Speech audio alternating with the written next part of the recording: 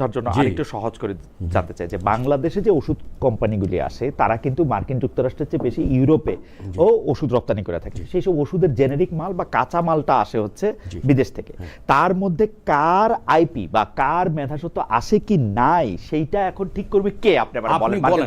এই যে একটা চমৎকার প্রশ্ন, চমৎকার প্রশ্ন করছেন। এতদিন পর্যন্ত কাঁচামালের ক্ষেত্রে আমরা অন্য দেশের কাঁচামাল নিয়ে আমরা সংগ্রহ করতাম। আমরা এবারের বাজেটে যেটাকে বলে এপিআই, অ্যাক্টিভ ফার্মাসিউটিক্যাল ইনগ্রিডিয়েন্টস, সেই ক্ষেত্রে কিন্তু আমরা চাচ্ছি যে আমাদের মূল্য সংযোজন বেশি বাড়ুক। কারণ আপনি তৈরি পোশাক ক্ষেত্রে আমরা আস্তে আস্তে ধীরে ধীরে আমাদের মূল্য সংযোজন বাড়িয়েছি। ঠিক একই কায়দায় আমরা 5 থেকে 6টার ক্ষেত্রে আমরা মূল্য সংযোজন বাড়াতে চাই। যেমন ওষুধের ক্ষেত্রে এপিআই এর ক্ষেত্রে আমরা অনেক রকমের সুবিধা দিয়েছি যাতে করে দেশে এটা হয়। এবং আপনি আমার মাফ করবেন, বাংলাদেশে এখন 182টা ওষুধ কোম্পানি আছে। সেই 182টা আপনার এই ফর্মুলা বা আপনার এই চাওয়া যদি সেই 182টা কোম্পানির বাদে 5টা 7টা বড় কোম্পানির কাছে পুরো সম্পূর্ণ ওষুধের বাজার চলে যাবে না। আপনি খেয়াল করেন, এটাই হচ্ছে আমাদের জাতীয় ঔষধ নীতির ক্ষেত্রে দেখতে হবে যে জেনেরিক ওষুধকে আমাদেরকে উৎপাদন করবে, আবার মানে ভাগ করতে হবে। কারণ প্রোডাক্টের সেগমেন্টেশন দরকার এবং মার্কেটের সেগমেন্টেশন দরকার। আমাদের মার্কেট আমরা যেহেতু বহুমুখীকরণ করতে যাচ্ছি, কারণ বহুমুখীকরণ না করলে যে কোনো রকমের যদি আপনার যে কোনো রকমের শক আসে তাহলে তো টিকে থাকতে পারবে না। কারণ আরও বিষয়ে যেটা আপনি জানেন যে এখন কি হচ্ছে, এখন হচ্ছে যে আমরা জানছি না যে কখন আসলে বাইরের থেকে একটা বহিস্থ ধাক্কা আসবে। কারণ কেউ আমরা জানতাম না যে কোভিড কি হবে, আমরা কেউ জানতাম না যে মধ্যপ্রাচ্যের তেল সংকট হবে, কিন্তু আমরা সেটা মোকাবেলা করছি। কেন মোকাবেলা করছি আর কেনই বা জনগণ আস্থা রেখেছে আমাদের কাছে? কারণ আপনার মনে আছে যে যুদ্ধবিধ্বস্ত অর্থনীতি, তারপরে হচ্ছে দুর্ভিক্ষ অবস্থা, তৃতীয় হচ্ছে বিশাল মূল্যস্ফীতি, তার সাথে আপনার 75 পরবর্তী যোগ হয়েছিল বিশ্ব তেলের মন্দা। তো কি করা হয়েছে? যে কোনো কেতাবি অর্থনীতিবিদ বলতেন কি, আপনি তাড়াতাড়ি আইএমএফ এর কাছে দৌড়ান। যে কি করতো, একটা কন্ট্রাকশনারি বা এক ধরনের সংকোচনমূলক নীতি নিত। তা না করে আমাদের শহীদ প্রেসিডেন্ট জিয়াউর রহমান দেখলেন যে এইটার কৌশলগত অবস্থা কি, নিশ্চয়ই এই সংকটে কেউ না কেউ জয়ী হচ্ছে। তখন দেখলেন যে মধ্যপ্রাচ্য এবং উপসাগরীয় অঞ্চলের দেশগুলো জয়ী হচ্ছে। তার ছিল সারপ্লাস ক্যাপিটাল, আর আমাদের আছে সারপ্লাস লেবার। দেখেন টেক্সট বুকে কোনোদিন এটা পাবেন না। তাই তিনি কি করলেন, তিনি নিজে গেলেন, অগ্রসর হলেন, নেতৃত্ব দিলেন। কিন্তু রাজনৈতিক নেতা অনেক পাওয়া যায়, কিন্তু স্টেটসম্যান পাওয়া যায় না। দেখেন আপনি শেষ করি। তারপরে তিনি মধ্যপ্রাচ্যের দেশগুলো সফর করলেন এবং বাংলাদেশের অর্থনীতির একটা নবযাত্রা শুরু হলো। সেটি হচ্ছে যে আমাদের শ্রমিকরা গেল। এখন আমাদের মাননীয় প্রধানমন্ত্রী কি করছেন, এটাকে কিভাবে দক্ষতা বাড়াতে হয়। ঠিক একই কায়দায় কিন্তু আমরা এই বিরাট রকমের, আপনার মনে আছে যে মরহুমা বেগম খালেদা জিয়ার সময় মাল্টিফাইবার অ্যারেঞ্জমেন্ট নিয়ে কথা হয়েছিল। আমার যদি একটু সুযোগ দেন, অবশ্যই আপনি প্রশ্ন করবেন, আমরা সব প্রশ্নের উত্তর দেব। না, সেটা ঠিক আছে, কিন্তু আপনি যে কথাটা বললেন জিয়াউর রহমান বেগম খালেদা জিয়ার কথা উল্লেখ করে, যে কথা আপনি উল্লেখ করলেন, সেই কথারই তো সম্পূর্ণ উল্টা কাজ আমি এই চুক্তি এবং আপনাদের সরকার দেখতে পাচ্ছি। কারণ আপনি WTO এর আওতায় বাংলাদেশ যে সুবিধাগুলি পাইছিল, আমেরিকার সঙ্গে দ্বিপাক্ষিক চুক্তির বাধ্যবাধকতায় পলিসি তৈরি সার্বভৌমত্ব, মানে আপনি স্পেসিফিক যে কারণে মিনিস্টার সেইটা আপনি দিয়ে আসলেন আমেরিকা। আপনি খেয়াল উল্টা আরো নতুন 15 শর্ত নিয়ে আসছেন। আপনি খেয়াল করেন যে আমরা কি ধরনের পরিকল্পনা জাতির কাছে ঘোষিত করেছি। আমাদের দর্শন সবার আগে বাংলাদেশ, মানে সবার জন্য বাংলাদেশ এবং সবাইকে নিয়ে বাংলাদেশ। তারপরে মাননীয় প্রধানমন্ত্রী উল্লেখ করেছেন তার ভিশন কি, যে গণতান্ত্রিক মানবিক কল্যাণ রাষ্ট্র, এবং সেই লক্ষ্যে কিন্তু কতগুলো কৌশল বলেছেন। এবং এই যে বিধ্বস্ত অর্থনীতিকে পুনর্জাগরণ করার জন্য আমরা রীতিমতো কতগুলো পদক্ষেপ নিয়েছি, যার মাধ্যমে কর্মসংস্থান একদিকে তৈরি হবে। দেখেন খেয়াল করেন, আপনার সামাজিক নিরাপত্তা বলে কিছু ছিল না, জ্বালানি নিরাপত্তা বলে কিছু ছিল না, আমাদের দরিদ্র মানুষের সংখ্যা বেড়ে যাচ্ছিল। তা আমাদের প্রথম কাজ কি? প্রথম কাজ হচ্ছে দরিদ্র মানুষের যে সংখ্যা বেড়ে যাচ্ছিল ক্রমাগতভাবে, সেটাকে বন্ধ করা, এবং সেইখানেই ফ্যামিলি কার্ড, এবং সবাই বলছে যে ন্যূনতম 5% দরিদ্র মানুষের সংখ্যা কমে যাবে। আমি এই প্রসঙ্গগুলিতে আসবো, আপনি আমাকে সরাসরি কতগুলি ব্যাপার দেন। ধরেন আমরা মার্কিন যুক্তরাষ্ট্রের সঙ্গে চুক্তি করলাম, চুক্তি করার ফলে আমরা 20% ট্যারিফ থেকে 1% ট্যারিফ কমায় এটাকে 19% আনলাম। এর জন্য যুক্তরাষ্ট্রে 6,710টা পণ্যের মধ্যে ছাড় দিলাম, বাংলাদেশে 1,638টা পণ্যের মধ্যে দেখেন ছাড় পাইলো। প্রথম আমরা বলছি যে মার্কিন যুক্তরাষ্ট্রে আমি গর্বের সাথে বলছি যে মার্কিন যুক্তরাষ্ট্রে আমাদের এতজন লোকের কাজ তৈরি করছি।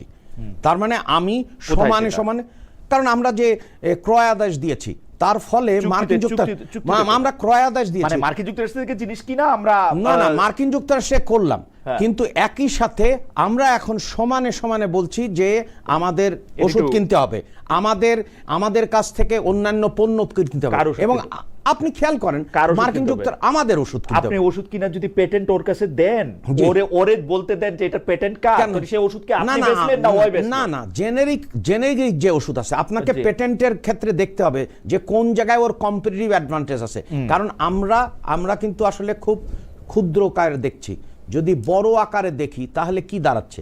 মার্কিন যুক্তরাষ্ট্রে একসময় 20 শতাব্দীতে 2.1% প্রবৃদ্ধি হয়েছে, এখন তো প্রবৃদ্ধি কমে গেছে বলেই তো তারা এক ধরনের যে মেজারগুলো নিচ্ছে, অনেকে বলছেন যে এগুলো নাকি প্রোটেকশনিস্ট মেজার। কিন্তু আমরা কি করছি, এটা আমরা জানি বলেই আমরা শিল্পায়নের দিকে যাচ্ছি, আমরা আমাদের ডোমেস্টিক ক্যাপাসিটি বাড়ানোর চেষ্টা করছি। দেখেন বন্ধ কলকারখানাগুলো চালু করার জন্য আমরা 60,000 কোটি টাকা, বন্ধ কলকারখানা প্রসঙ্গে আমি আসবো। আপনি আমাকে বলেন তো যে ক্রয়াদেশ দিয়ে আপনি বাংলাদেশের লোকের জন্য চাকরি কিভাবে করলেন? না ওদের ধরেন আপনি বোয়িং কিনলেন, বাংলাদেশের আমরা খেয়াল করেন আমরা এমন জায়গায় যাচ্ছি যেখানে যেটা নিলে আমাদের বাংলাদেশের শ্রমবাজারের উপরে প্রভাব পড়বে।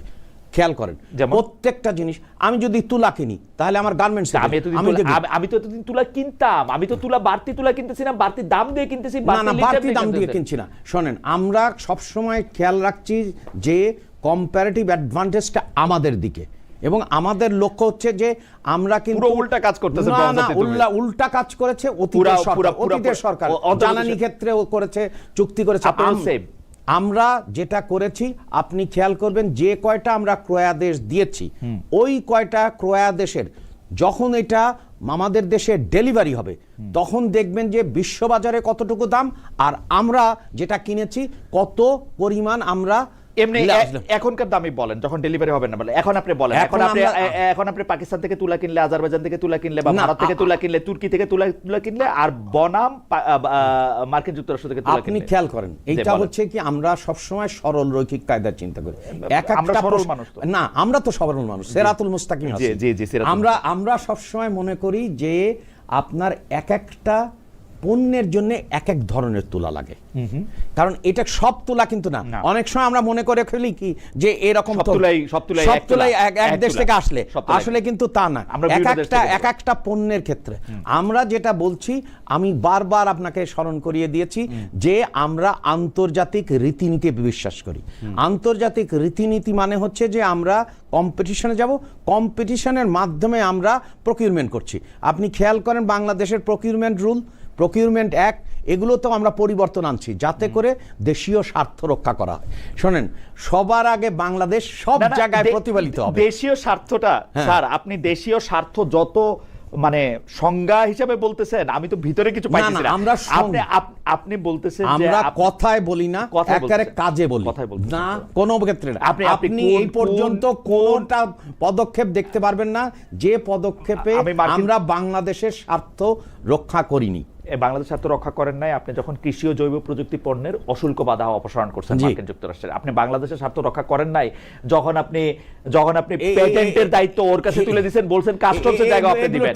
আপনি যখন 14টা উড়োজাহাজ কেনার কথা বোয়িং কোম্পানির কাছে বলে আসলেন, সেইগুলি আপনি করছেন। আপনি বলি কৃষির কথা ক্ষেত্রে, হ্যাঁ কৃষি পণ্য আপনি কেন মার্কিন যুক্তরাষ্ট্রে কিনবেন? কৃষির ক্ষেত্রে আমরা কৃষক কার্ড চালু করেছি এবং 10টা বিষয় সেবা দিচ্ছি, যার মাধ্যমে আমাদের যে কৃষির মূল সমস্যা উৎপাদনশীলতা কমে গেছে সেটা আমরা বাড়বে। দ্বিতীয় হচ্ছে যে কৃষকের ন্যায্য মূল্য সেটা বাড়বে। তৃতীয় হচ্ছে যে কৃষি জমিকে আপনার জিও ট্যাগিং করা হবে। তার মানে হচ্ছে যে আপনি দেখেন আমরা চিন্তা করি কি ওই উপর থেকে বাংলাদেশ দেখি, আর আমরা আসলে কৃষক থেকে বাংলাদেশ দেখি। কারণ আপনি তো দেখেছেন যে মরহুমা বেগম খালেদা জিয়ার সময় মাত্র 5,000 টাকা মাফ করা হয়েছিল, এরপরে 10,000 টাকা মাফ করা হয়েছে। এরপরে পয়লা বৈশাখ জাতীয় সংস্কৃতির সাথে মিল রেখে আমরা কৃষক কার্ড তৈরি করেছি। আমাদের মূল জিনিস হচ্ছে যে আপনার জনগণ থেকে উৎসরিত হবে।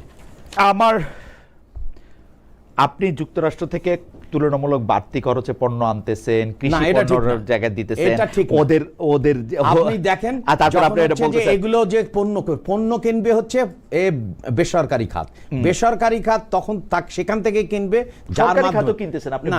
আপনি যে বোয়িং কোম্পানির কাছ থেকে এখনই 14টা উড়োজাহাজ কেনার কথা বললেন, জি জি, সরকারও কিনতেছে। আপনি দেখেন আমরা জ্বালানি কেনার সময় আমরা থার্ড একটা কান্ট্রি থেকে এমনই এক চুক্তি করছেন, থার্ড এক কান্ট্রি থেকে কোনো কিছু কেনার ব্যাপারে আপনার তাদের কাছে না, আপনি খেয়াল করেন আমরা যে জ্বালানির ক্ষেত্রে বা অন্যান্য ক্ষেত্রে ভবিষ্যতে যদি ক্রাইসিসে পড়ি আমাদের যে কি হবে আমরা জানি না।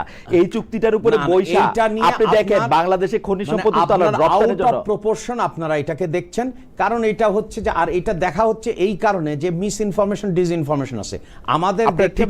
আমাদের দেখতে হবে প্রত্যেকটা ক্ষেত্রে আমার ইনসিডেন্স কি, এবং ইনসিডেন্স যদি বাংলাদেশের পক্ষে না যায় আমরা কোনো কাজ করব না।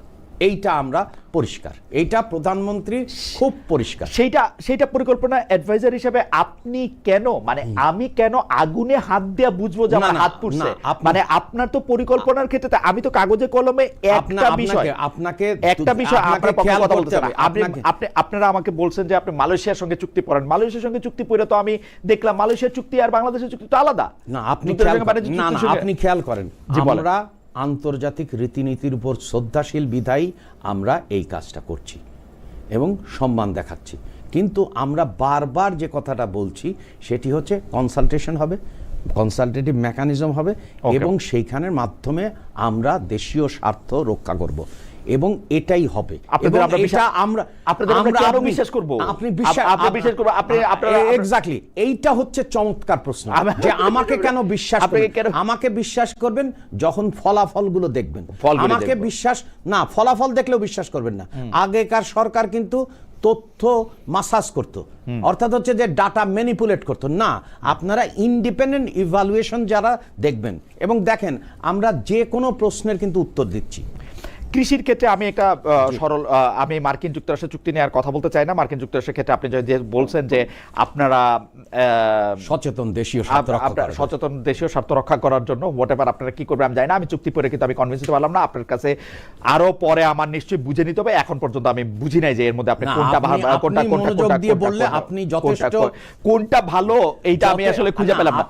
আমরা যে বিষয়ে কাজ করব সেটার ফলাফল দেখবেন এবং ফলাফল দেখলে আপনি নিজেই যথেষ্ট এই বিষয়ে আপনাকে জানা আছে সেটা আপনি ফলাফল দেখবেন। আপনার যেহেতু অনেকগুলি মিটিং আছে আমাকে কুইক কতগুলি প্রশ্ন আমাকে কইরা নিতে হবে, সেজন্য আমি এই চুক্তি থেকে বাইরে হয়ে আপনি আমাকে কতগুলি বিষয় যদি একটু বলেন যে সরকার এই মৌসুমে 5 লাখ টন ধান সংগ্রহের লক্ষ্যমাত্রা ঠিক করছিল, সেটার মধ্যে দাম ধরা হয়েছে কেজিতে 36 টাকা। গত বছরও কেজি প্রতি একই দাম ছিল। ধানের উৎপাদন খরচ কি বাড়ে নাই? মানে আপনারা কৃষকদের এটা কেন দিলেন? আপনি খেয়াল করেন জি, আমাদের যে কৃষি ব্যবস্থার মধ্যে উৎপাদন খরচের সাথে যদি মিল করেন যে ন্যায্য মূল্য, সেই জন্যে আমরা আসলে কৃষক কার্ডের দিকে গেছি এবং এই বছর আমরা 43 লাখ কৃষক কার্ড দেব। কারণ আমরা এইটা সচেতন বেলই কারণ, এবং সেই জন্যে আমরা প্রথম বছর 2,500 টাকা নতুন দিয়েছি। তাছাড়াও আরো 9টা সেবা। এইটা খুবই জরুরি যে প্রশ্নটা আমাদের সমস্ত কৃষকদের, আমরা শুধু মাপ করে এক ধরনের রিলিফ দিয়েছি। তারপরে হচ্ছে যে 2,500 টাকা এবং 9টা সেবা, আর এই বছর 43 লাখ রোকে দেব। কারণ কৃষির ব্যবস্থায় বড় রকমের পরিবর্তন হওয়া দরকার। কারণ অতীতে আমরা লক্ষ্য করেছি যে কৃষির উৎপাদনশীলতা কমে গেছে, এক। দ্বিতীয় হচ্ছে জমিগুলো খণ্ড বিখণ্ড হয়েছে। তৃতীয়ত হচ্ছে সবচেয়ে বড় হয়েছে সেটা উৎপাদনের উপকরণের দাম বেড়েছে, কিন্তু কৃষক ন্যায্য মূল্য পায়নি। আবার অনেক সময় সংকট তৈরি করে ভোক্তারাও ন্যায্য মূল্য পায়নি। সেই জন্যই কিন্তু আমাদের কৃষক কার্ডের এর ধারণা না সেটা ঠিক আছে। আমি কার্ডটা আলাদা করে রাখি, সোশ্যাল সেফটি নেট আর গভর্নমেন্টের সাথে কৃষক কার্ড না, কৃষক কার্ড একেবারে প্রোডাকশনের সাথে জড়িত। কারণ কৃষক কার্ডের আমাদের এই যে 10টা সেবা, এই সেবাগুলো হচ্ছে উৎপাদনের সাথে। এটা কিন্তু সামাজিক সুরক্ষা না প্রফেসর। সামাজিক সুরক্ষা মানে আপনি তো যাদেরকে কৃষক কার্ড দিচ্ছেন তাকে কোনো একটা উৎপাদনের লক্ষ্যমাত্রা ঠিক করে দিচ্ছেন না। সে যদি 20 কেজি উৎপাদন করে তাহলেও সে কৃষক কার্ড পাবে, 40 কেজি করলেও সে পাবে। কৃষক কার্ড না, কৃষক কার্ড হচ্ছে 5 ধরনের কৃষক আছে। সেটা হচ্ছে যে যার হচ্ছে ভূমিহীন, তারপরে হচ্ছে ক্ষুদ্র, তারপরে হচ্ছে প্রান্তিক। উৎপাদনের সাথে তো তার সম্পর্ক নাই। না, তারাই তো উৎপাদন করে, তারা উৎপাদন করে, কিন্তু উৎপাদনের সাথে তো সেটা মানে সেটা শর্ত। অবশ্যই, কারণ হচ্ছে যে আপনি দেখেন, আপনি খেয়াল করেন আমরা কি দরে ইউরিয়া কিনছি, দাম কিন্তু বাড়ায়নি। তার মানে কি আমরা সেখানে ভর্তুকি দিচ্ছি, মানলাম, কিন্তু আপনি আমার সহজ প্রশ্নের উত্তর দেন যে আপনি গত বছর আপনার সহজ গত বছর থেকে কি কৃষির মানে ধান কেনার কৃষকের ধান উৎপাদনের খরচ বাড়ছে কি বাড়ে? আপনার বলেন উৎপাদনের উপকরণের জন্য যদি আমার দাম না বাড়ে তাহলে তো হচ্ছে তার লাভ হবে, আমরা তাই করেছি। বা মজুরি তো বাড়ছে না, মজুরি খেয়াল করেন, মজুরির ক্ষেত্রে যদি আমাদের তো বুঝতে হবে যে আমরা একটা মূল্যস্ফীতির মধ্যে আছি, সেই জন্য আচ্ছা মজুরিকে কিভাবে দেখছি সেটা দেখছি সামাজিক সুরক্ষা নিয়ে। কৃষক কার্ড কিন্তু উৎপাদনের সাথে সম্পর্কযুক্ত, আর যে মজুরি বেড়েছে বা আপনার হচ্ছে যে সেটা আমরা দেখছি পূর্ণ জীবন চক্রকালীন সামাজিক সুরক্ষার বাদে। এটা সার্বিকভাবে আপনি কৃষকদের কৃষি কাজে নিরুৎসাহিত করতেছেন। আপনি জোর করে বলছেন, আমি খুব মানছি। আচ্ছা, আমি জোর করে আপনি উৎপাদন খরচ বাড়াতে দিতেছেন না। সে ঢাকা এসে রিক্সা চালাতেছে, বড় শহরে গিয়ে ব্যাটারি চালিত রিক্সা চালাচ্ছে, সে আর উৎপাদনের সাথে নাই। সারা পৃথিবী সোশ্যাল সেফটি নেট করে বসায় টাকা দিয়ে কৃষকদের এই ফর্মুলা বহু আগে বাতিল হয়ে গেছে। আপনি অনেকগুলো ইম্পোজিশন করছেন এবং অ্যাসারশন করছেন, যার সাথে কোনোটার বাস্তবতার মিল নেই। কৃষক কার্ড হচ্ছে উৎপাদন, ন্যায্য মূল্য এবং ভোক্তা যাতে ন্যায্য মূল্যে পায়। আর সামাজিক সুরক্ষা বলা হচ্ছে যে যিনি সারা পৃথিবীতে আছেন। এই যে আপনার যে কোনো দেশে এরা যে সামাজিক সুরক্ষা নাই বলে আমাদের দরিদ্র বেড়ে গেছে, তো দরিদ্রতাকে আমাকে কমাতে হবে, ক্রয় ক্ষমতা বাড়াতে হবে, সেইটা হচ্ছে সামাজিক সুরক্ষা। তার মানে ফ্যামিলি কার্ড দেওয়া হচ্ছে যাতে করে আরো মানুষ দরিদ্র সীমার নিচে না। ফ্যামিলি কার্ড সামাজিক সুরক্ষা, কৃষক কার্ড সামাজিক সুরক্ষা না। কৃষক কার্ড হচ্ছে উৎপাদন, ন্যায্য মূল্য, দুটো ভিন্ন জিনিস। সেই জন্য খেয়াল করবেন যে এই বাজেটের সাথে ওই বাজেট নাই, এবং আমরা আর সামাজিক সুরক্ষার ক্ষেত্রে কিন্তু আপনার সবগুলো জায়গা যাচ্ছে, কারণ মূল্যস্ফীতিকে আমাকে ট্যাকেল করতে হবে। সেই জন্যেই আমরা সার্বজনীন সামাজিক সুরক্ষা, অর্থাৎ যিনি প্রসূতি মা তাকে দেওয়া হচ্ছে, যিনি হচ্ছে শিশু তাকে দেওয়া হচ্ছে, বা যদি মেয়ে হয় তাহলে তার আর পুরো উচ্চশিক্ষা পর্যন্ত বিনামূল্যে দেওয়া হচ্ছে, কারণ মূল্যস্ফীতি। যিনি প্রতিবন্ধী মানুষ তার জন্য ব্যবস্থা করা হচ্ছে, বয়স্কর জন্য ব্যবস্থা করা হচ্ছে, আপনার বিধবা নারীর জন্য ব্যবস্থা। আমাদের প্রান্তিক চাষি যদি এই ধান চাষ বন্ধ করে দিয়ে তার স্ত্রীর নামে একটা কৃষক কার্ড আসে, সে যদি ঢাকায় এসে রিক্সা চালায়, আপনি এটা কি করবেন? না, প্রথম কথা হচ্ছে যে তার স্ত্রীর নামে আসবে ফ্যামিলি কার্ড, আর তার নামে আসবে যিনি কৃষক। কৃষক কিন্তু নারীও হতে পারে, নারী হতে পারে, তার ক্ষেত্রে কৃষক কার্ড। কৃষক কার্ড হচ্ছে উৎপাদনের সাথে এবং ন্যায্য মূল্যে ভোক্তার সাথে জড়িত, আর ওইটা কিন্তু সামাজিক। কারণ আমরা তো উত্তরাধিকার সূত্রে যে ব্যবস্থা পেয়েছি সেখানে তো সব ইন্ডিপেন্ডেন্ট অ্যাসেসমেন্টগুলো বলছে কি যে প্রায় 1 কোটি লোক দরিদ্র সীমার নিচে নেমে গেছে। তো সেইটাকে তো আমার মোকাবেলা করা হচ্ছে। আর সবচেয়ে বড় জিনিস হচ্ছে এটাকে তো টেকসই করতে হবে, আর টেকসই করার জন্য আমার বিনিয়োগ আসতে হবে, এবং এই বিনিয়োগটা উৎপাদনমুখী খাতে আসতে হবে। তা না হলে আমাদের খেয়াল করেন, আমাদের আগে যা হয়েছে কি, আপনি যদি যত সুমারি দেখেন, অর্থনৈতিক সুমারি দেখেন, সেখানে দেখবেন নারীর শ্রম অংশগ্রহণ কমে গেছে, কলকারখানা বন্ধ হয়ে গেছে। তা আমাকে তো সেই জায়গায় দেখতে হবে যাতে করে তার উৎপাদন হয়, উৎপাদন হলে কর্মসংস্থান সৃষ্টি হয়, এবং সেইখান থেকে আমরা করের হার না বাড়িয়ে অভ্যন্তরীণ সম্পদ বাড়তে পারি। কারণ আমাকে তো স্বাস্থ্য খাতে কি অবস্থা, নড়বড়ে অবস্থা, আউট অফ পকেট এক্সপেন্ডিচার হচ্ছে 79%। আপনার শিক্ষা বলে কিছু নাই, মেরুদণ্ড একের ভেঙে দিছে। সেই জন্য আমরা এই উৎপাদনের মাধ্যমে কর আদায় বাড়বে, কর আদায় বাড়লে আমরা, যার কারণে আমরা দেখেন শিক্ষা খাতে আমরা সর্বকালের সর্বোচ্চ বরাদ্দ দিয়েছি, অর্থাৎ জিডিপির 2%। স্বাস্থ্য ক্ষেত্রে সর্বকালের সর্বোচ্চ বরাদ্দ দিয়েছি, অর্থাৎ আগে ছিল এইগুলো তো- 0.7%, এখন হয়েছে এইটা। আমাদের আয়ের ক্ষেত্রে বলেন, মানে আপনি যেটা সর্বকালের সর্বোচ্চ বরাদ্দ বলতেছেন যেগুলি একটু statistical jargon, no statistical jargon না, Statistical এটা jargon। আপনার এই অঞ্চলের মধ্যে বেশি। আপনার এখানে যে কোনো সময় সমস্ত পৃথিবীর সাজেশন হচ্ছে আপনি শিক্ষা খাতে দিবেন জিডিপির অন্তত 6%, না 5%। আপনি মার্কিন যুক্তরাষ্ট্রে কিন্তু 5% না, আরো অনেক কম। মার্কিন যুক্তরাষ্ট্রে লাগবেই না। না মার্কিন যুক্তরাষ্ট্রে লাগবে, মার্কিন যুক্তরাষ্ট্রে আরো বেশি লাগবে, সেটা আমার অন্য আলাপ। মার্কিন যুক্তরাষ্ট্রের জিডিপি আপনি দুভাবে আপনার আর আমাদেরকে তুলনা করতে পারেন। 5%, সেখানে অর্ধেকও দিচ্ছেন না। না না, দক্ষিণ এশিয়াকেও দিচ্ছে না, দক্ষিণ আগে দেয় নাই। আমরা দক্ষিণ এশিয়া অর্ধেকের বেশি দিচ্ছে, অর্ধেকের বেশি দিচ্ছে। অতীতে দেয়নি, আমরাই আসে একমাত্র যে 2% গেছি আমাদের সরকারি। আমাদের সরকারে আসার আগে এ স্বাস্থ্য খাতে ছিল 0.7%, আমরা এটা 1.5%, 250% বাড়িয়েছি। ওকে, তাহলে এটা কিন্তু একটা মাইল ফলক। তারপরে আপনি দেখেন আমাদের সরকার, কারণ তাহলে ঋণ কমাতে হবে, সেই জন্য এইবার আমাদের সর্বোচ্চ পরিমাণে কর আদায় হয়েছে মধ্য ফেব্রুয়ারি থেকে, মাত্র কয়েকদিনের মধ্যে। ওকে, আপনি একটা দর্শকের প্রশ্নের উত্তর দিতে পারেন যে 1 মণ পেঁয়াজ উৎপাদন করতে 1500 থেকে 1700 টাকা লাগে, কৃষক এখন 800 থেকে 900 টাকায় বিক্রি করছে, কৃষি কার্ড দিয়ে কি তার এই আপনি যে প্রশ্নগুলো করেছেন খুবই গুরুত্বপূর্ণ। না না, যিনি দর্শক প্রশ্ন করেছেন তিনি গুরুত্বপূর্ণ প্রশ্ন করেছেন, যে আমরা কিভাবে আমাদের সময়কালে তা কৃষকের ন্যায্য মূল্য নিশ্চিত করব, এটা হচ্ছে বড় প্রশ্ন। এখন আমাদেরকে কি করতে হয়েছে, সারা পৃথিবীতে আপনার তেলের দাম বেড়ে গেছে, তাহলে ইউরিয়া সারের দাম বেড়েছে, আমরা কি করছি, দাম বাড়াইনি, প্রথম জিনিস। এবং আপনি খেয়াল করেন যে সারা পৃথিবীতে সমস্ত অর্থনীতিবিদরা বলেছে যে দাম বাড়ানো, কিন্তু আমরা দাম বাড়াইনি। তাতে আমাদের কি পরিমাণ খরচ গুনতে হয়েছে, $3.46 বিলিয়ন। এই সময়ে এই মধ্যপ্রাচ্যের সংকটের কারণে শুধু ডিজেলের ব্যাপারে কৃষকের প্রতি, কৃষি বান্ধব যদি বলেন আমাদের মতো কোনো, আপনি খেয়াল করেন জাস্ট হচ্ছে তেলের ক্ষেত্রে এবং ডিজেলের ক্ষেত্রে আমরা $3.46 বিলিয়ন। ডিজেলের ক্ষেত্রে সরকার এমনি রেগুলার ভর্তুকি কত না, যে রেগুলার ভর্তুকি দেয়, আমরা সেটা মেইনটেইন করছি। তো রেগুলার ভর্তুকির জায়গা থেকে আপনারা কত পার্সেন্ট বেশি? না, কারণ হচ্ছে যে $3.46 বিলিয়ন অতিরিক্ত। তার মানে হচ্ছে কি, আপনি যদি দামের সাথে আমরা সমন্বয় করতাম তাহলে তো হচ্ছে যে কৃষকের উৎপাদনে ক্ষতি হতো। আমরা কোনোভাবেই কৃষকের উৎপাদন ক্ষতি হবে না বলেই সেই জন্যে এই পরিমাণের অর্থ গুনছি।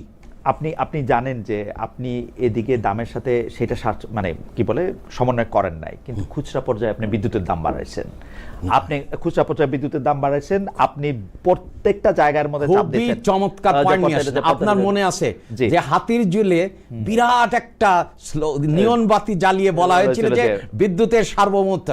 আমরা যখন আসি তখন কি অবস্থা আপনি খেয়াল করেন, ক্যাপাসিটি চার্জ, কোনো এলএনজি ল্যান্ডিং স্টেশন নাই, এফএসআরও নাই, কোনো কিছু নাই। আমরা সাথে সাথে এখন হচ্ছে যে স্পটে কিনতে হয়েছে, আপনি ক্যান ইউ ইমাজিন? আর স্পট থেকে যদি আপনি কেনেন কি রকম রক্তকরণ হয়েছে। বাংলাদেশ তো সবসময় মিক্সড বাইকের মধ্যে দিয়ে যায়, কখনো স্পট থেকে কিনে, কখনো স্পট থেকে আগেও কিনছে ভাই। আপনার জ্বালানি নিরাপত্তা বলে যে 5টা ইন্ডিকেটর হয়, তার একটাও আমরা পাইনি। আমরা এসে সেটা বাংলাদেশে কখনোই ছিল না। ছিল না বলে থাকবে না ভবিষ্যতের জন্য। বাংলাদেশ জ্বালানি ক্ষেত্রে হিউজলি ডিপেন্ডেন্ট অন, মানে অনেক কিছু। তা না, আমাদের কারণে অতীতে আপনার যে এই যে পোশাক শিল্পের ক্ষেত্রে যে কম্পারেটিভ অ্যাডভান্সেস, সেটা কেন? কারণ হচ্ছে লো কস্ট তারা গ্যাস পেয়েছে। কিন্তু অতীতের সরকার লো কস্ট লেবার ফি, না লো কস্ট, 3টা জিনিসের কারণে এই পোশাক শিল্প, একটা হচ্ছে লো কস্ট লেবার, একটা হচ্ছে লো কস্ট এনার্জি, আর হচ্ছে ফাইন্যান্সিং, মানে ব্যাক টু ব্যাক। তো সেই ক্ষেত্রে আমরা দেখেন আমার কোনো গ্যাস অনুসন্ধানের চেষ্টা করা হয়নি, পুরো আমদানি নির্ভরতা বাড়িয়েছে। আমদানি নির্ভরতা বাড়ে কি করেছে, এফএসআরও করেছে, কিন্তু সিএনজি ল্যান্ডিং স্টেশন করেনি। এলপিজির ক্ষেত্রে আপনি দেখেছেন যে এখন আমরা দেখছি যে কোন জায়গা থেকে এলপিজি আনা যায়, কারণ আপনাকে তো গ্যাস হচ্ছে সবচেয়ে কম দাম জ্বালানির ক্ষেত্রে, সেই জন্য আমরা উদ্যোগ কয়লা সবচেয়ে কম দাম। না, কয়লা তো আমার জীবাশ্ম জ্বালানির ক্ষেত্রে মনে রাখতে হবে, হ্যাঁ আমরা গ্যাস ও জীবাশ্ম, সেই জন্য আমরা 20% দিকে যাচ্ছে সোলারের, এবং দেখেন কি পরিমাণে করের ক্ষেত্রে অব্যাহতি দেওয়া হচ্ছে। তার মানে হচ্ছে যে আমরা 180 দিনও হয়নি, কিন্তু গতিমুখটা কি? গতিমুখটা হচ্ছে জ্বালানি নিরাপত্তা নিশ্চিত করা। আপনি গতিমুখ এটা বলতে পারেন, আমরা আপনার সঙ্গে আবারও পরে কথা বলবো। আপনি চট করে আমরা অন্য বিষয়ের মধ্যে আসি যে আপনারা 9,38,000 কোটি টাকার বাজেট প্রণয়ন করেছেন। কেউ মানে এই যে বাজেটের আকার, অনেকেই বলছে যে এটা অপ্রয়োজনীয়, যেভাবে আসলে টাকাটা ব্যয় করবেন সেটার মধ্যে স্বচ্ছতা আনতে পারলে এটা আরো ভালো হতো। আপনি এটার সাথে একমত কিনা? জি। এবং রাজস্ব আদায়ের যে আপনি লক্ষ্যমাত্রা যে ধার্য করেছেন 6,95,000 কোটি টাকা, সেটা আমি এখনই বলে দিতে পারি যে এটা আপনি পারবেন না। এটা ছোট বাজি লাগতে পারি আপনার সঙ্গে যে এটা আপনি পারবেন না। আপনি শুনেন, 6,95,000 আপনার সাথে আমার একটা জায়গায় চমৎকার মিল হয়েছে, জি। যে আপনি বলেছেন যে আমাদেরকে 5% জিডিপিতে যেতে হবে, তাহলে কি বাজেটের আকার বাড়বে? তাহলে সেটা বাড়ানো হয়েছে। দ্বিতীয় বিষয় হচ্ছে যে আমার অর্থের উৎস যোগান করতে হবে। যোগান কি আমি ঋণ করে করব, না অভ্যন্তরীণ সম্পদ আদায় করে? এর ক্ষেত্রে আপনি আসি ব্যয়ের ক্ষেত্রে। তাহলে প্রথম কথা হচ্ছে যে আমরা অভ্যন্তরীণ সম্পদ সংগ্রহ এবং ঋণ থেকে মুক্ত। আপনি তো জানেন যে অতীতের সরকার আমাকে ঋণের মডেলটা অতীতের সরকারেরই না, মডেল অতীতের সরকার না, অতীতের সরকার ঋণের ভারে নুজ্জ করেছে। বাংলাদেশের ইতিহাসে সর্বকালের সর্বোচ্চ পরিমাণে অভ্যন্তরীণ সম্পদ হয়েছে, এবং আপনি সেটা যদি দেখেন মধ্য ফেব্রুয়ারি থেকে 30 জুন পর্যন্ত কি পরিমাণে রাজস্ব আদায় হয়েছে, তার বাইরে কি হয়েছে। এখন তো আগের সরকারের মতো গোজামিল দেওয়ার কিছু নেই, কারণ আইবাসে পরিষ্কারভাবে দেখা যায় এবং যে কোনো লোক দেখতে পারে। তাহলে আমরা হচ্ছে যে দৃষ্টান্ত স্থাপন করে কর আদায়ের চেষ্টা করছি, এবং কর হার না বাড়িয়ে এবং সকল ক্ষেত্রে সুযোগ দিয়ে, বিশেষ করে বিনিয়োগের ক্ষেত্রে যে পরিমাণে আমরা কর সুবিধা দিয়েছি, তাহলে এই দিকে বিনিয়োগ হবে। আর অন্যদিকে আপনি চিন্তা করেন হচ্ছে যে আমাদের বিনিয়োগ হচ্ছে বিশেষ করে স্বাস্থ্য এবং শিক্ষা খাতে, যাতে করে মানব সম্পদ হয়, দক্ষতা বাড়ে, এবং দক্ষতা বৃদ্ধির মাধ্যমেই কিন্তু এটা আপনারা বলতেছেন বিনিয়োগের কথা, কিন্তু আপনি দেখেন যে আপনাদের দলের এমপি ডক্টর রেজা কিবরিয়া সংসদে বাজেট আলোচনার সময় তিনি প্রশ্ন তুললেন যে আগে যে নিয়ম ছিল 90 দিন সুদ না দিলে খেলাপি, এখন আমরা 1 বছর সুদ না দিলে খেলাপি বলি। এই যে স্পষ্ট খেলাপিদের জন্য সুযোগ বৃদ্ধির বিষয়টি, এই বিষয়টি আপনারা কেন রাখলেন? আপনি প্রথম কথা আপনি স্বীকার করেন যে এই আমরা গণতন্ত্র বিশ্বাস করে বলে আমাদের সংসদ সদস্যরা যে কোনো বিষয়ে মতামত দিতে পারেন, এটা হচ্ছে একটা প্রথম কথা স্বীকার করলাম। দ্বিতীয় কথা হচ্ছে যে এটাও বলেন আরে যে এই খেলাপিদেরকে আপনারা এত ভালোবাসেন যে খেলাপিদের হাতে 8টা ব্যাংকের চাবি আপনারা তুলে দিয়েছেন ইসলামী ব্যাংক। এটা ঠিক না, কোনো মতেই ঠিক না। আমাদের সময় সম্মিলিত ইসলামী ব্যাংকের ক্ষেত্রে আমরা দৃঢ় প্রত্যয়ে এগিয়ে যাচ্ছি, এবং আর্থিক খাতের যে বিশৃঙ্খলা অবস্থা যেভাবে চুপিয়ে রাখা হয়েছিল, এনপিএল যে পরিমাণ বেড়ে গেছে, আমরা ইনহেরিট করেছি। এগুলো তো আমাদের মেকিং না, উই ইনহেরিটেড। সবাই আমরা অর্ধেকটা বলি যে আমরা এই রকম বিশৃঙ্খলা উত্তরাধিকার সূত্রে প্রাপ্ত হয়েছি, আমরা বলছি, এবং আমরা এই ক্ষেত্রে অনেকগুলো প্রবিধান আনছি, যাতে করে আমরা আশা করি আগামী 1 থেকে 2 বছরের মধ্যে আর্থিক খাতে পুরোটা শৃঙ্খলা চলে আসবে। যেমন রাজস্ব আদায়ের ক্ষেত্রে আমরা একটা ইতিমধ্যেই রেকর্ড করেছি, ঠিক একই কায়দায় আসবে, এবং সবাই আমাদেরকে বলছে যে সামাজিক সুরক্ষার ক্ষেত্রে আমরা যে অংশগ্রহণ করছি তাতে করে দারিদ্র বাংলাদেশ আর বাড়বে না। এবং এটা ইন্ডিপেন্ডেন্ট রিসার্চ অর্গানাইজেশন, দারিদ্র বাংলাদেশে বাড়বে না, কিন্তু আপনি নিজেই এলডিসি থেকে উত্তরণ চান না। আপনি বাংলাদেশকে দরিদ্র দেশ হিসেবে পরিচয় করে দিতে চান। আপনি এইবারে আমেরিকাতে আসছেন এই জন্য। আরে আপনি ভুল তথ্য দিচ্ছেন। সেটি হচ্ছে যে আমরা যখন এখানে বাংলাদেশে অন্তর্বর্তীকালীন সরকারের সময় বিনিয়োগ সম্মেলন হয়, আমাদের যে পলিসি পেপার ছিল, সেই পলিসি পেপারের টাইটেলে ছিল from graduation to $1 trillion economy. আমরা তখন বলেছি যে যেহেতু ব্যবসায়ী সমাজ বলেছে যে, এবং আমরা লক্ষ্য করেছি এবং ইন্ডিপেন্ডেন্ট রিসার্চরাও বলছে যে কোনো প্রিপারেশন হয়নি, স্মুথ ট্রানজিশন, কোনো স্ট্র্যাটেজি হয়নি, কোনো কিছু হয়নি।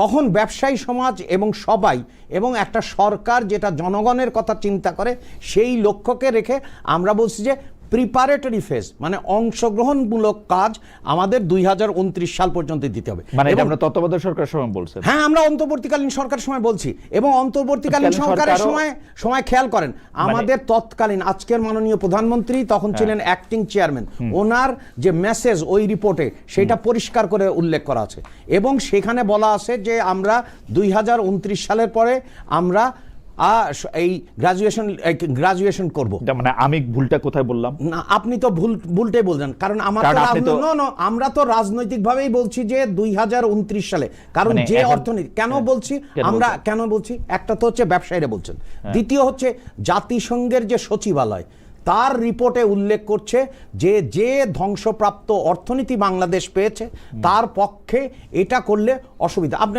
OHRLS এর ওয়েবসাইটে যান।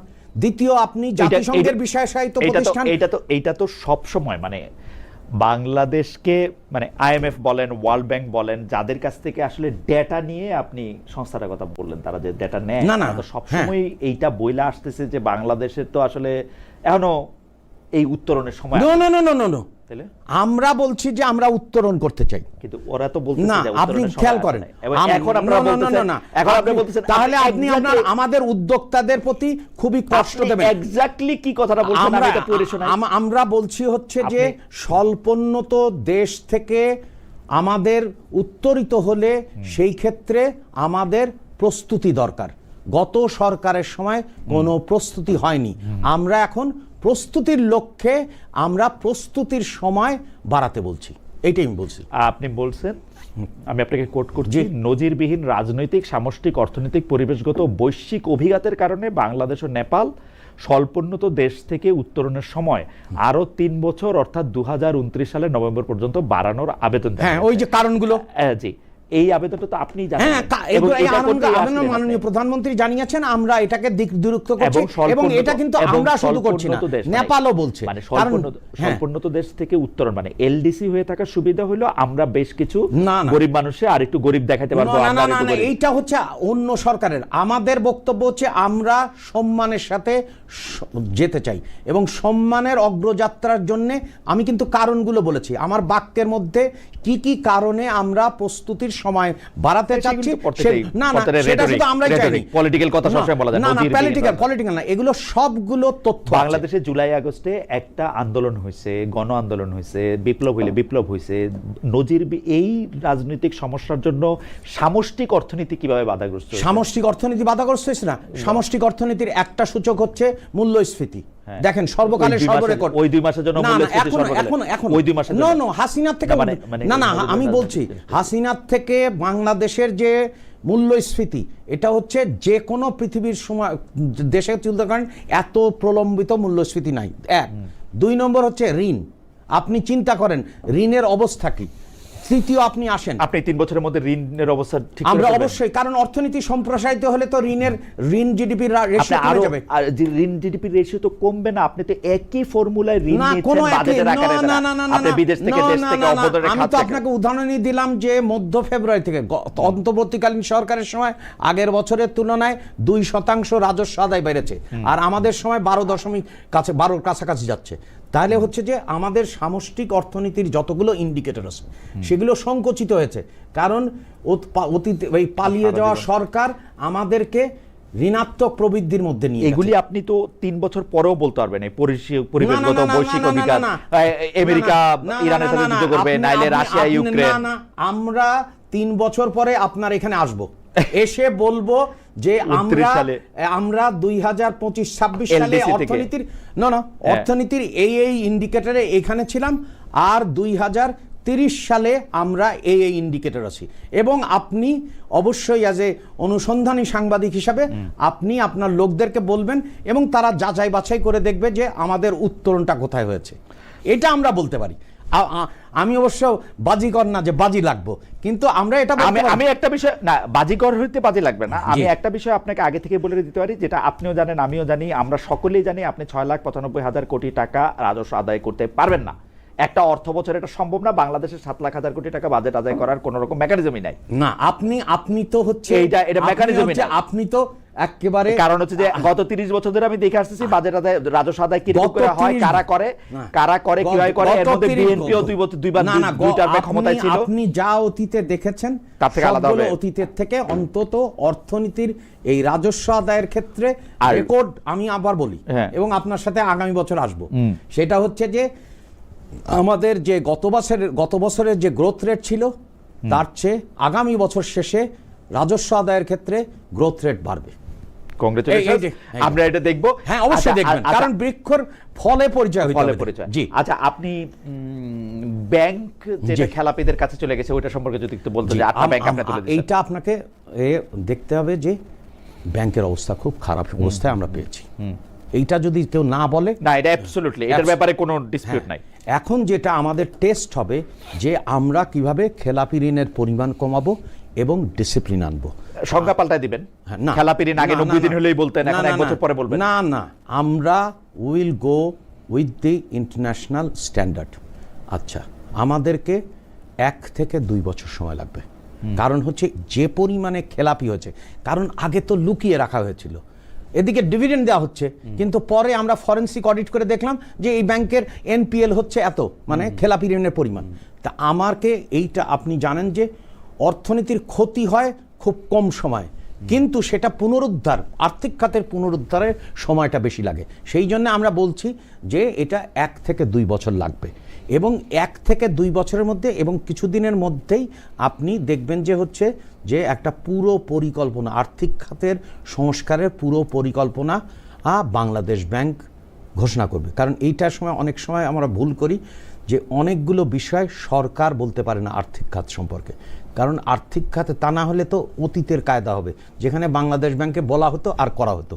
আমরা তো মনে করি যে স্বায়ত্ত শাসনটা আনতে হবে, কারণ স্বায়ত্ত শাসনটা না আনলে, যেমন হচ্ছে খেয়াল করেন, সবাই বলে কি ব্যাংক মালিক, আরে ব্যাংকের কিভাবে মালিক হয়, কারণ সে মাত্র উদ্যোক্তা, শেয়ার হোল্ডার। ফ্যান্টাস্টিক, আমানতকারী হচ্ছে ব্যাংকের মালিক। তফসিলি বা বাণিজ্যিক ব্যাংকের কথা আপনি ছেড়ে দেন, আপনি যেভাবে আপনার সরকার বাংলাদেশ ব্যাংকের গভর্নর নিযুক্ত করলো, আগের গভর্নরকে অলমোস্ট মপ করে ভাগায় দিয়ে, এবং একজন গার্মেন্টস ব্যবসায়ী, এবং যার পদবি আমি তার Facebook social media handle, Facebook না সোশ্যাল মিডিয়া হ্যান্ডেলে দেখতে পাচ্ছি যে তিনি হচ্ছেন managing director and CEO Hira sweaters limited, chairman BGMEA standing committee on Bangladesh bank. মানে বিজেএমইএ মানে পোশাক শিল্প রপ্তানিকারকদের যে মানে অ্যাসোসিয়েশন, সেইটার স্ট্যান্ডিং কমিটি অন বাংলাদেশ ব্যাংকের তিনি হচ্ছেন কি চেয়ারম্যান। উনাকে আপনারা এর অতীতে কোনোদিন, আপনি সবাইরে চিনেন বাংলাদেশে, যারা অর্থনীতি নিয়ে কাজ করে, পড়াইছে, যারা বিন্দু, মানে সবাইরে আপনি চিনেন।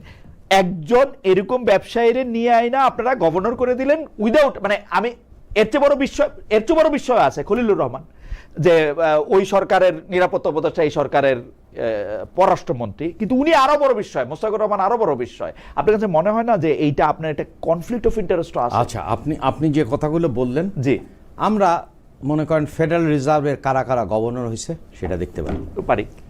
আমাদের কোনোভাবেই বলবে না যে এইটা অর্থনীতিবিদরাই কেন্দ্রীয় ব্যাংকের গভর্নর হতে পারে, এইটা হতো। আচ্ছা, দ্বিতীয় আমরা দেখতে পারি যে অনেকগুলো ক্ষেত্রে আপনার আমলারাও হয়েছে, অনেকগুলো ব্যাংকার হয়েছে, কোনো জায়গায় অ্যানালিস্ট হয়েছে, কোনো জায়গায় সাংবাদিকও হয়েছে, পৃথিবীব্যাপী। আবার আমাদের তাহলে এইটা একটা।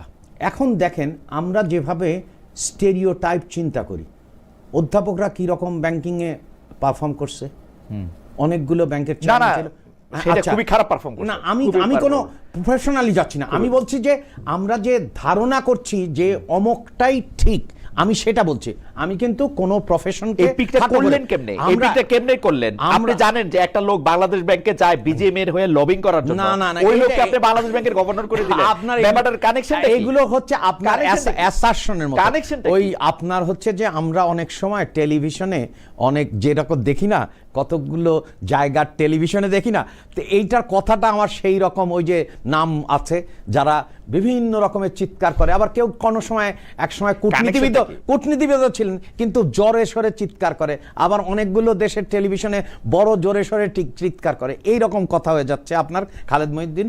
কিন্তু আমরা যেটা বলতে পারি সেটি হচ্ছে যে আমরা এই গভর্নর স্বাধীনভাবে কাজ করে স্বায়ত্তশাসন ভোগ করে 2 বছরের মধ্যে যদি আর্থিক খাতে শৃঙ্খলা আনেন তখনই সেটাই হবে তার টেস্ট। তাহলে এই চ্যালেঞ্জটা হচ্ছে তাই এই 4 মাসে তফসিলি ব্যাংকগুলিকে লাইনে আনার জন্য উনি কি করলেন? আপনার দেখেন, খেয়াল করেন, এর মধ্যে কিন্তু অনেকগুলো পুনর্জাগরণের ঘটনা ঘটেছে। যেমন গ্রামীণ অর্থনীতিতে পুনর্জাগরণের জন্য ব্যাংকের সবাই মিলে ঠিক করেছে যে 1 ভিলেজ 1 প্রোডাক্টে যাবে। দ্বিতীয় হচ্ছে যে আমার আর্থিক খাতের পুনর্জাগরণের জন্য আমার দরকার হচ্ছে যে বিনিয়োগকারীদের অর্থায়ন, কারণ প্রত্যেকেই ক্যাপিটাল ডেফিসিটে আছে। সেই জন্যে হয়েছে কি 60,000 কোটি টাকার তহবিল গঠিত হয়েছে। তৃতীয় হচ্ছে যে আমাদের যে সম্মিলিত ইসলামী ব্যাংক, যেটা হচ্ছে বাংলাদেশের পরিশোধিত মূলধনের আকারে সবচেয়ে বড় ব্যাংক, এই যে অন্য ব্যাংকগুলো নিয়ে হয়েছে, সেইগুলোর মূল কি হবে। তারপরে হচ্ছে যে আপনার খেলাপি ঋণের ক্ষেত্রে আমাদের কি কি ব্যবস্থা নেওয়া হবে। তারপরে সবচেয়ে বড় জিনিস আমরা হচ্ছে যে ক্যাশলেস, যেটা কাজ করছেন সেটা তো বলছেন না, আমরা ক্যাশলেস না, এটা তো আমি বলেই নিয়েছি। পরীক্ষার প্রশ্ন না, আমরা বলেই নিয়েছি যে এই আর্থিক খাতে একটা বিশৃঙ্খল আর্থিক খাত উত্তরাধিকার সূত্রে পাওয়া গেছে, এইটা ঠিক করতে 1 থেকে 1.5 বছর লাগবে, কারণ এটা কারোর কাছে ধনন্তরী নেই।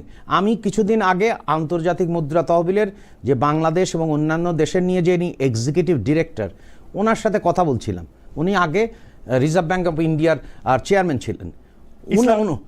উনি বলছেন যে এই পরীক্ষাগুলো আমরা কখনো করি নাই। বাংলাদেশের যে ব্যাংকিং খাতের, বিশেষ করে ব্যক্তি খাতের ব্যাংকিংয়ের অবস্থা, সাধারণত আমরা অতীতে শুনেছি কি সরকারি মালিকানাধীন।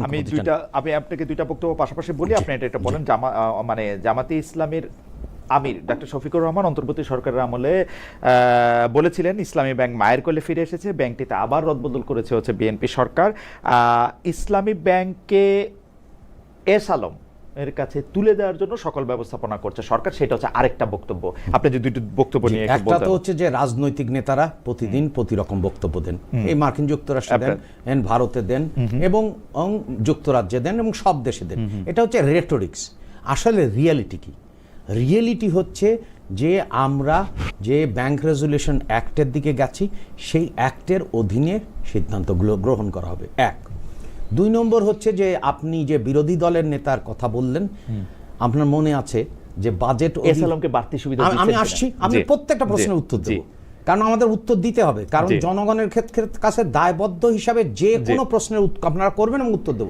দ্বিতীয় আসি, যার কথা বললেন, মাননীয় প্রধানমন্ত্রী বাজেট বক্তব্য শেষ করছেন এই বলে যে আমি আশা করেছিলাম বিরোধী দলের নেতা এই ক্ষেত্রে কর সুবিধা বা কর বৃদ্ধির প্রস্তাব দেবেন, কিন্তু তিনি যেহেতু দেন নাই, আমরাই এইগুলো দিচ্ছি, এবং এটা কিন্তু সংসদের ফ্লোরে হয়েছে।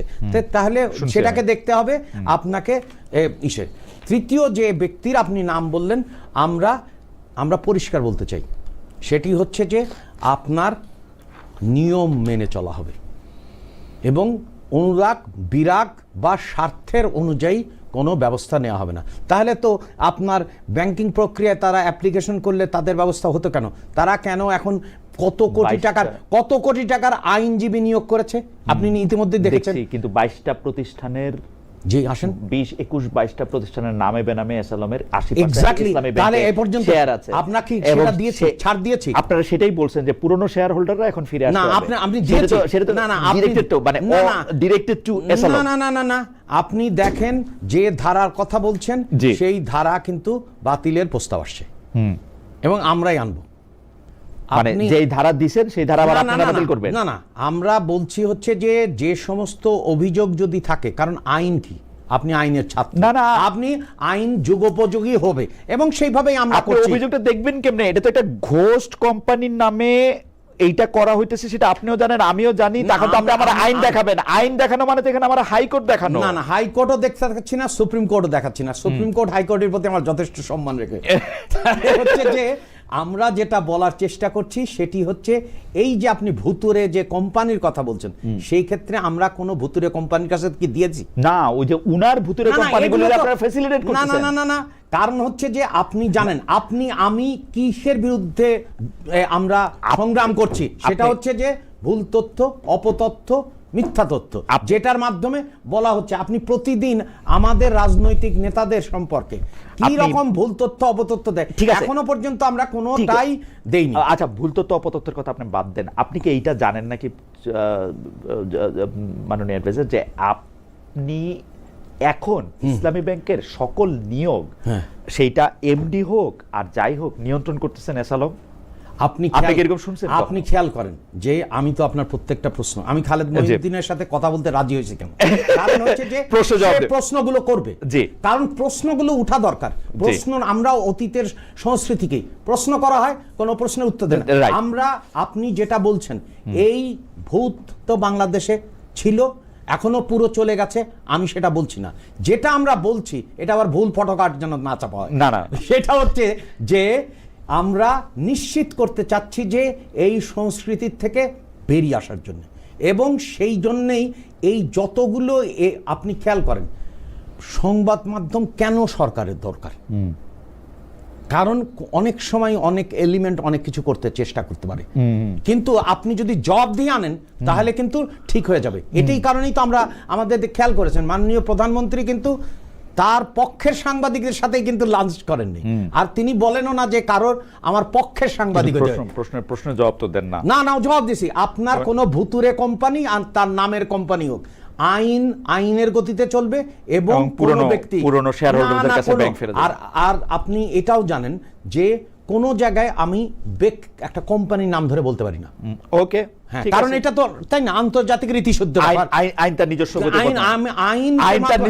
না যেটা চলবে সেটা হচ্ছে যে আপনি যে আপনি যে ব্যক্তির কথা বললেন, যে ভূতুরে কোম্পানির কথা বললেন, সেই কোম্পানির থেকে আমরা দেশকে মুক্ত করব। আমরা এর আগে আইন কিরকম দেখছি, আমরা আইন দেখছি হচ্ছে আওয়ামী লীগের আমলের কথা বলতেছি, যে এসালামের বিরুদ্ধে তদন্ত হবে এরকম একটা যখন উদ্যোগ নেওয়া হয়েছে, হাইকোর্ট থেকে বলা হয়েছে যে না তদন্ত করা যাবে না। এক্স্যাক্টলি আপনি যেটা বললেন হাইকোর্ট থেকে আপনি একেবারে ঠিক বললেন। সেই জন্য আমি বলছি যে আমরা ডিকটেট করতে চাই না বাংলাদেশ ব্যাংকে, আমরা ডিকটেট করতে চাই না। ডিকটেট করবেন কেন? জায়গা মতো লোক বসাইছেন। না জায়গা মতো আপনি খেয়াল করেন একজন সংসদ সদস্যের এর বাতিল করেছে না প্রার্থিতা করছে, তাহলে দেখেন। ওকে, ঠিক আছে, আমি দুইটা কুইক ইয়াতে আসছি, আপনার মিটিং আছে সেই জন্য আমি আপনার চেষ্টা করি। আচ্ছা জি, আপনাকে যতটা সময় পারা যায়, যে দুইটা জিনিস, একটা হচ্ছে যে কিউআর কোড সব জায়গায় করার জন্য একটা ব্যাপার, সেটা যেটা মোস্তাকুর রহমান ঘোষণা দিয়েছে যে বাংলাদেশ ব্যাংকের মাননীয় গভর্নর, যে সারা বাংলাদেশে কিউআর কোড ব্যবহার করা সবার জন্য বাধ্যতামূলক হবে। এইটা আবার একটা মানে একটা খানাদানার একটা প্রক্রিয়া কিনা, যে কোন একটা কোম্পানিকে আপনারা কাজ দিবেন। আচ্ছা, দুই নাম্বার এখানে আমি এটা বলি, কারণ হচ্ছে যে এটা খুবই গুরুত্বপূর্ণ, এই ফিনটেক এবং কিউআর কোড। আমরা আগের সরকারের ব্যাপারে এই ফিনটেক আর কিউআর কোড নিয়ে ইউ নো দ্যাট একেবারে ঠিক, এবং অন্তর্বর্তী সরকার একেবারে ঠিক। আমাদের আসলে ক্যাশলেস যতদিন না যেতে পারবেন ততদিন পর্যন্ত আপনার কর জালিয়াতি ফাঁকি করতে পারেন না কর। সেই জন্য এখানে আসার আগে পৃথিবীব্যাপী স্বীকৃত পন্থাটা হচ্ছে এস্তোনিয়ায় আছে। হ্যাঁ, এবং এস্তোনিয়া কিন্তু আমরা ঘুরে এসেছি, এবং এটা চাই যে দ্রুততার সাথে আমাদের পুরো ক্যাশলেস সোসাইটির দিকে যাওয়া, অর্থাৎ ওয়ান সিটিজেন ওয়ান কার্ডের দিকে। কারণ এটা না করলে আপনি চিন্তা করেন, যদি ট্রানজ্যাকশনটা আপনার ডিজিটালি হয়, চুরির পরিমাণ অনেক কমে যাবে। আপনি যেটা বলছেন যে ডিজিটালের নামে যে চুরি, এটা তো অবশ্যই বন্ধ করতে হবে, এবং এবার হবে না।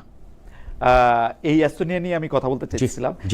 আমরা দেখছি যে প্রধানমন্ত্রী তারেক রহমান একজন সিটি কর্পোরেশনের মেয়র মশা কিভাবে নিয়ন্ত্রণ করবে যাওয়ার সময় তিনি বলছেন যে না, পুকুর পাড়ে বসে থাকেন, টোবার পাড়ে বসে থাকেন, মশা মারা শিখতে পারবেন। এখন মোস্তাকুর রহমান বাংলাদেশ ব্যাংকের গভর্নর, তার নেতৃত্বে যখন একটি প্রতিনিধি দল এস্তোনিয়া সফর করে, এইটা কেন অনলাইনে দেখা গেল না যে কিভাবে একটা ক্যাশলেস সোসাইটি হয়? এস্তোনিয়া তালিন যাইতো, আমি তালিন গেছি, তালিন গিয়ে আমি এটা কেমনে, মানে তালিনের কার সাথে আমি কি কথা বললাম আমি এটা জানতে চাই। গুরুত্বপূর্ণ না, ওনার নেতৃত্বে যায়নি, এখানে আমি ছিলাম, আইসিটি অ্যাডভাইজার ছিল, বাংলাদেশ ব্যাংকের লোক ছিল, যারা বা জাতীয় পরিসংখ্যানের সাথে জড়িত সবাই ছিল। এবং গিয়া কি বুঝলেন? না, খুবই চমৎকার। আপনার হচ্ছে যে আমরা ইতিমধ্যেই কাজ করছি, যে একাডেমিটা এইটা পুরো ব্যবস্থাটা এস্তোনিয়ার করেছে, তাদের সাথে আমরা কিভাবে কাজ করব, এবং ইতিমধ্যেই কিন্তু আমরা কাজ শুরু করেছি। এটা কিন্তু একটা পার্ট, প্রথমে কাজ শুরু হয়েছে, এবং ওইখানে ইতিমধ্যেই কিন্তু এস্তোনিয়া সরকারের যারা এই কাজটা করেছে তারা ঢাকায় অফিস স্থাপন করেছে, এবং এবং মানে আমরা পুরো- এটা কেন জুমে সম্ভব হলো না? মানে না, আমি এটা- ফর্মুলায় ফেলতে চাইছিলাম, আপনি যান তালিন সুন্দর, না আমি না সুন্দরের সাথে কোনো সম্পর্ক নেই। আপনি তো তাহলে বলবেন যে সুন্দর সুন্দর শহরে বায়োডাইভার্সিটি নিয়ে সম্মেলন হয়, কিন্তু বায়োডাইভার্সিটির কিছু হয় না। আমরা সেটা করিনি। আমরা মিনিস্ট্রি অফ ফাইন্যান্সে জিজ্ঞেস করছি কিভাবে তোমরা এটা করছো, সেন্ট্রাল ব্যাংকের কাছে বলা হচ্ছে, তারপরে হচ্ছে যে পুরো সিস্টেম, এবং এইটার ফলে আপনি যেটা আপনার মাননীয় প্রধানমন্ত্রী যে নির্দেশ খুবই ঠিক, কোন জায়গায় আপনার জ্ঞান নিতে হবে এবং কোন জায়গায় আপনার যাওয়ার দরকার নাই সেটা কিন্তু পরিষ্কার। এবং আপনি দেখবেন যে আমাদের টার্গেট হচ্ছে 18 মাসের মধ্যে এই পুরো ডিজিটাল সিস্টেমে আনা, এবং ওদের সাথে প্রতিটি পর্যায়ের এবং এত ইন্টেন্স আলোচনা হয়েছে, চিন্তা করা যায় না। ওকে, আবার এবং এটা কিন্তু এটা আলোচনাটা হয়েছে, এখন নেগোসিয়েশনটা হবে এবং কাজ শুরু হয়ে যাবে। আবার একটু আমেরিকায় ফিরে আসি। জি, জি। যে আমেরিকাতে সংসদের দক্ষিণ প্লাজায় মার্কিন যুক্তরাষ্ট্রের 250তম প্রতিষ্ঠাবার্ষিকী জি, জি। উদযাপন করতে দেখলাম, আবার ককাস অফ আমেরিকা হলো। এগুলির মাঝে কি আসলে? ককাস অফ আমি তো কালকে দেখলাম যে হচ্ছে যে পার্লামেন্টারি ককাস অন চীনেও আছে, এইটা ডক্টর মোশাররফ হোসেন এমপির নেতৃত্বে, এবং সব দলই আছে। কারণ হচ্ছে যে আপনার মার্কিন যুক্তরাষ্ট্রে আমি শুনলাম এখানে যখন নামি CR দিয়ে একটা কংগ্রেসম্যানের নাম শুনি, তাই না? এখানকার লোকজন বলে। তার মানে ইংল্যান্ডে যদি যান সেখানেও বাইটার পার্টিজান ককাসগুলো আছে। ককাসগুলো কাজ করে হচ্ছে যে আমরা তো আইসোলেটেড ওয়ার্ল্ডে না, ইন্ডিপেন্ডেন্ট ওয়ার্ল্ডে থাকি। এবং আপনি খেয়াল করেছেন যে বাংলাদেশের এর বর্তমান পররাষ্ট্রনীতিকে কিভাবে সম্মানের চোখে দেখায়। আমি অনেকগুলো জাতিসংঘের প্রতিষ্ঠানের প্রধানের সাথে সফর করেছি, তারা বলেছেন যে বাংলাদেশকে আমরা চ্যাম্পিয়ন করব, কারণ হচ্ছে যে বাংলাদেশের নতুন সরকারের প্রতি তাদের আস্থা এরকম না, নাকি সেটা গত সরকার যে অনেক ভালো করছে সেইটার প্রমাণ হিসেবে না, সেটা বলেনি। কারণ সেটা যদি বলতোই তাহলে তো আপনার এই নির্বাচনে খেয়াল করেন জাতিসংঘের গত নির্বাচনে কি পরিমাণে তারা সহযোগিতা করেছে, কারণ তারা বিশ্বাস করেছে যে, এবং সবাই এই বিষয়ে যে আপনার স্বচ্ছ আপনার পদ্ধতিতে আপনার নির্বাচিত সরকার হওয়া দরকার। কারণ বৈধতা না থাকলে কোনো রিফর্ম নেওয়া যাবে না। তো কারণ আপনাকে তো মেলা কঠিন রিফর্ম নিতে হবে। আপনি বলছেন আর্থিক খাতে রিফর্ম করতে হবে, আমাদের কর কাঠামোয় রিফর্ম করতে হবে, আমরা যেভাবে আমাদের রাস্তায় রিফর্ম করতে হবে, জ্বালানি খাতে রিফর্ম করতে হবে, শিক্ষা খাতে রিফর্ম করতে হবে, স্বাস্থ্য খাতে সেই মানে রিফর্ম কি আসলে মানে আমাদের স্বার্থে হবে নাকি মানে কোন একটা প্যাকেজ চুক্তির আওতায়? আপনি বারবার খালি না, আমি প্যাকেজের স্বার্থের ভূত কেন